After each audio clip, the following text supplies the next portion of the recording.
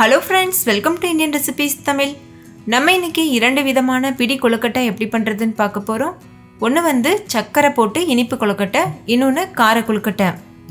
பொதுவா கொழுக்கட்டை செஞ்ச கொஞ்ச நேரத்திலேயே ஹார்ட் ஆயிரும்ல. இந்த வீடியோ படி அப்படியே பண்ணி பாருங்க. எவ்வளவு நேரம் ஆனாலும் கொழுக்கட்டை ஹார்ட் ஆகாம நல்ல சாஃப்ட்டா பஞ்சு போல சூப்பரா இருக்கும். இப்போ வாங்க வீடியோக்குள்ள போய் ரெசிபி எப்படி பண்றதுன்னு பார்க்கலாம். ஃபர்ஸ்ட் இந்த ரெசிபி பண்றதுக்கு 1 கப் அளவு அரிசி மாவு எடுத்துட்டு நல்லா வறுத்துக்கோங்க. லோ ஃப்ளேமில் வச்சுட்டு 4லேருந்து 5 நிமிஷம் வரைக்கும் நல்லா வறுத்துக்கோங்க. ஏற்கனவே நீங்கள் வறுத்த அரிசி மாவு வச்சுருந்தீங்கன்னா வறுக்க தேவையில்லை. இந்த ஸ்டெப்பை ஸ்கிப் பண்ணிடுங்க. அரிசி மாவோட கலர் சேஞ்ச் ஆகிடக்கூடாது, ஒயிட் கலர்லேயே இருக்கணும். அப்போ தான் நம்மளுக்கு கொழுக்கட்டைகள் நல்ல ஒயிட் கலரில் கிடைக்கும். இப்போ பாருங்கள், அரிசி மாவு நல்லா வறுத்தாச்சு.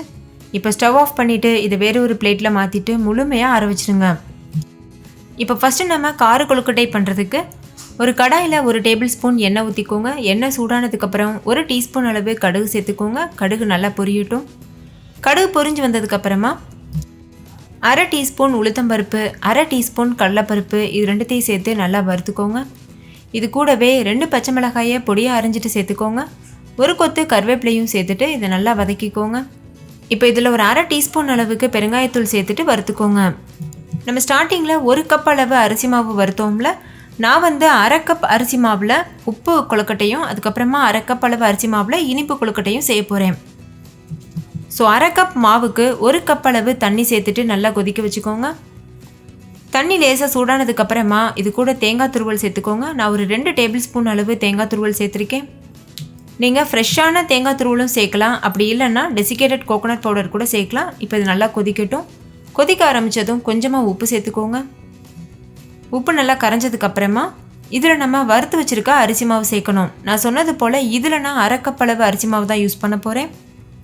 நீங்கள் அதிகமான கொழுக்கட்டைகள் செய்ய போகிறீங்கன்னா அப்படியே நான் சொல்லியிருக்க ரேஷியோ இன்க்ரீஸ் பண்ணிக்கோங்க. நம்ம சேர்க்குற தண்ணியோட அளவை பொறுத்து கொழுக்கட்டை ஹார்டாகவும் சாஃப்டாகவும் இருக்கும். இப்போ தண்ணி நல்லா கொதிச்சு வந்துருச்சு. இந்த ஸ்டேஜில் நம்ம வறுத்து வச்சுருக்க அரிசி மாவை சேர்த்துட்டு நல்லா கிளறணும். 1 பங்கு அரிசி மாவுக்கு 2 பங்கு தண்ணி வச்சிங்கன்னா நல்ல சாஃப்டான கொழுக்கட்டை கிடைக்கும். உங்களுக்கு நல்ல ஹார்டான கொழுக்கட்டை தான் பிடிக்கும்னா 1 கப் அளவு அரிசி மாவுக்கு 1 கப் அளவு தண்ணியே வச்சு செஞ்சு பாருங்கள். அதாவது 1 பங்கு அரிசி மாவுக்கு 1 பங்கு தண்ணி, அப்படி செஞ்சோன்னா நல்லா ஹார்டான கொழுக்கட்டை கிடைக்கும். இப்போ இதை நல்லா மிக்ஸ் பண்ணியாச்சு. இந்த அளவு கரெக்டான கன்சிஸ்டன்சி வரது வரைக்கும் ஸ்டவ்லேயே வச்சுட்டு நல்லா மிக்ஸ் பண்ணிகிட்டே இருங்க. நம்ம கையில் தொட்டு பார்த்தோன்னா ஒட்டாமல் வரும். அப்போ கொழுக்கட்டை மாவு தயாராகிருச்சுன்னு அர்த்தம். ஸோ இந்த ஸ்டேஜில் ஸ்டவ் ஆஃப் பண்ணிவிட்டு இது முழுமையாக ஆற வச்சுருங்க. இது ஆறுனதுக்கு அப்புறம் தான் நம்ம பிடி கொழுக்கட்டை ஷேப்புக்கு கொண்டு வர முடியும். இப்போ இது ரொம்ப சூடாக இருக்கும். இப்போ இதை நல்லா ஆறட்டும். சீக்கிரமாக ஆறுறதுக்காக வேறு ஒரு பிளேட்டில் மாற்றிட்டு ஆற வச்சுக்கோங்க. அப்போ இது சீக்கிரமாக ஆறி வந்துடும். இந்த மாவு ஆறுறதுக்குள்ளே நம்ம இனிப்பு கொழுக்கட்டை செஞ்சிடலாம். அதுக்கு ஒரு கடாயில் 1/4 கப் வெல்லம் சேர்த்துக்கோங்க. கூடவே 1/4 கப் தண்ணி சேர்த்துக்கோங்க. இந்த வெல்லம் நல்லா கரைஞ்சி வரட்டும். நீங்கள் யூஸ் பண்ணுற வெல்லத்தில் மண் தூசி இருந்ததுன்னா வடிகட்டிட்டு யூஸ் பண்ணுங்கள். இது நயமான வெல்லம், மண் தூசிலாம் இருக்காது, அதனால் நான் அப்படியே யூஸ் பண்ணியிருக்கேன். இப்போ பாருங்கள், வெல்லம்லாம் நல்லா கரைஞ்சிட்டு தண்ணி கொதிக்க ஆரம்பிச்சிருச்சு. இந்த ஸ்டேஜில் தேங்காய் துருவல் சேர்த்துக்கோங்க. நான் 2 டேபிள் ஸ்பூன் அளவு தேங்காய் துருவல் சேர்த்துருக்கேன். சேர்த்துட்டு இது ஒரு டைம் நல்லா கலந்துட்டு வெள்ளை எள் 1 டேபிள் ஸ்பூன் வரைக்கும் சேர்த்துக்கோங்க. நீங்கள் கருப்பு எள் கூட பயன்படுத்தலாம். தண்ணி நல்லா கொதிச்சிருச்சு. இந்த ஸ்டேஜில் நம்ம வறுத்து வச்சுருக்க மாவு சேர்த்துருங்க. நான் 1/2 கப் மாவு சேர்த்துருக்கேன். நம்ம 1/4 கப் தான் தண்ணி சேர்த்தோம்ல. இதில் எதுக்காகனா வெல்லம் நல்லா தண்ணி விட்டு வரும், அதுக்காக தான் நம்ம இதில் 1/4 கப் மட்டும் தண்ணி சேர்த்துருக்கோம். பாருங்கள், இந்த அளவு நல்லா கட்டிப்பட்டதுக்கப்புறமா ஸ்டவ் ஆஃப் பண்ணிவிட்டு இது நல்லா ஆற வச்சுருங்க. இப்போ இது ஒரு ஓரமாக இருக்கட்டும். பாருங்கள், கரண்டியில் ஒட்டாமல் வருது. இது கரெக்டான கன்சிஸ்டன்சி. இப்போ 2 மாவுமே நல்லா ஆறிடுச்சு. நல்லா ஆறுனதுக்கப்புறமா ஒரு டைம் கையில் எண்ணெய் தடவிட்டு இதை நல்லா பிசைஞ்சு எடுத்துக்கோங்க. நம்ம சப்பாத்திக்கெலாம் மாவு பிசைவோம்ல, அந்த மாதிரி. இப்போ பாருங்கள், நல்லா சாஃப்டான மாவு பதத்துக்கு பிசைஞ்சு எடுத்தாச்சு.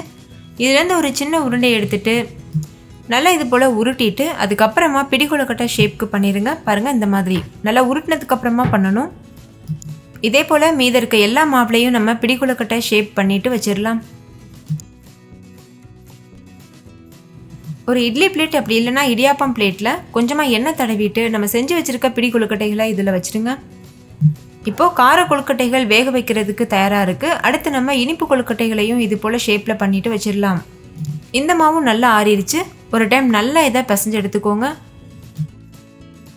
இப்போ இது நல்லா பிசைஞ்சதுக்கப்புறமா ஒரு சின்ன உருண்டை எடுத்துகிட்டு இது போல் நல்லா உருட்டிக்கோங்க.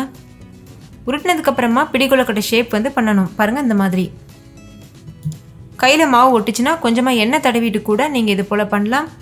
இதே போல் மீதி இருக்க எல்லா மாவுலேயும் நம்ம ப்ரிப்பேர் பண்ணிடலாம். இதையும் நம்ம அதே பிளேட்டில் நல்லா அடுக்கிடலாம். நம்ம இந்த கொழுக்கட்டைகளில் தேங்காவை துருவி சேர்த்தோம்ல, அதுக்கு பதிலாக சின்ன சின்னதாக கட் பண்ணி கூட சேர்க்கலாம். சாப்பிடும்போது வாயில் கடிப்படும், அதுவும் ஒரு டேஸ்ட்டாக இருக்கும். இப்போ இதெல்லாத்தையும் நம்ம வேக வச்சு எடுத்துடலாம். அதுக்கு ஒரு பாத்திரத்தில் நான் வந்து தண்ணி வச்சுருக்கேன். இது இட்லி பாத்திரம் இல்லை, நார்மலான பாத்திரத்தில். அது மேலே இந்த பிளேட்டை வச்சுருங்க. தண்ணி நல்லா கொதிச்சதுக்கு அப்புறமா நம்ம கொழுக்கட்டைகளை வைக்கணும். வச்சதுக்கப்புறமா மூடி போட்டு மூடிட்டு ஹை ஃப்ளேமில் வச்சு 4லேருந்து 5 நிமிஷத்துக்கு வேக வச்சா போதும். இது நல்லா வெந்து வந்துடும். இப்போ 5 நிமிஷம் ஆயிடுச்சு. கொழுக்கட்டைகள் சூப்பராக தயாராகிடுச்சு. இதை நம்ம இப்போ சர்வ் பண்ணலாம். லேசாக ஆறுனதுக்கு அப்புறமா கொஞ்சம் வெதுவெதுப்பாக இருக்கும்போது சர்வ் பண்ணிடுங்க. நான் சொன்ன மெத்தடில் பண்ணிங்கன்னா நல்லா ஆறுனதுக்கு அப்புறமா கூட நல்ல சாஃப்டான கொழுக்கட்டைகளாக இருக்கும். ஸோ ஃப்ரெண்ட்ஸ், கண்டிப்பாக நீங்கள் இதே மெத்தடில் வீட்டில் ட்ரை பண்ணி பாருங்கள். ட்ரை பண்ணிவிட்டு டேஸ்ட் எப்படி இருந்ததுன்னு கமெண்ட்லேயும் கூட ஷேர் பண்ணுங்கள். வீடியோ பிடிச்சிருந்தா லைக் பண்ணுங்கள், ஷேர் பண்ணுங்கள், நம்ம சேனலை சப்ஸ்கிரைப் பண்ணுங்கள். தேங்க்யூ, பாய்.